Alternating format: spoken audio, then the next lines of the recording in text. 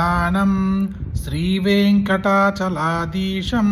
श्रियाध्यासितवक्षसं श्रितचेदनमन्दारं श्रीनिवासमहं भजे।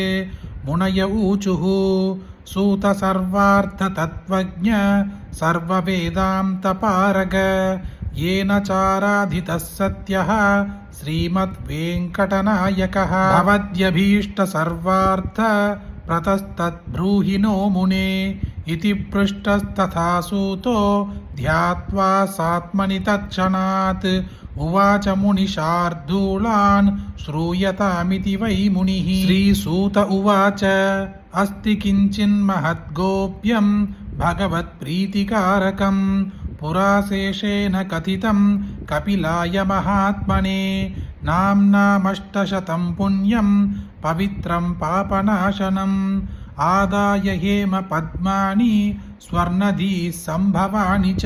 ब्रह्मा तु पूर्वमभ्यर्च्य श्रीमद्वेङ्कटनायकम् अष्टोत्तरशतैर्दिव्यैर्नामभिर्मुनिपूजितैः स्वाभीष्टं लब्धवान् ब्रह्मा सर्वलोकपितामहः भवद्भिरपि पद्मैश्च समर्च्यैस्तैश्च नामभिः तेषां शेषनखाधीश मानसोल्लासकारिणां नाम्नामष्टशतं वक्ष्ये वेङ्कटाद्रिनिवासिनः आयुरारोग्यतं पुंसां धनधान्यसुखप्रदं ज्ञानप्रदं विशेषेण महदैश्वर्यकारकम् अर्चयेन्नामभिर्दिव्यैः वेङ्कटेशपदाङ्गितैः नाम्नामष्टशतस्यास्य ऋषिर्ब्रह्मा प्रकीर्तितः छन्दोऽनुष्टुप् तथा देवो वेङ्कटेश उदाहृतः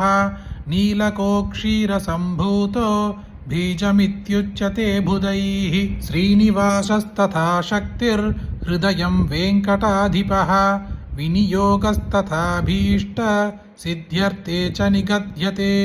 ॐ नमो वेङ्कटेशाय शेषाद्रिनिलयाय च वृषदृग्गोचरायाथ विष्णवे सततं नमः। सतञ्जनगिरीशाय वृषाद्रिपतये नमः।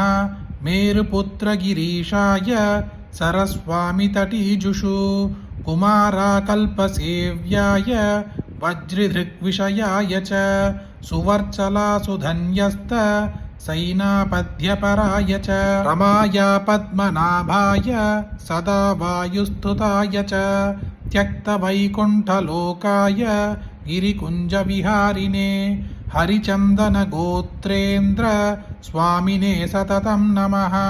शङ्कराजन्यनेत्राब्ज विषयाय नमो नमः। वसुपरिचरद्रात्रे कृष्णाय सततं नमः।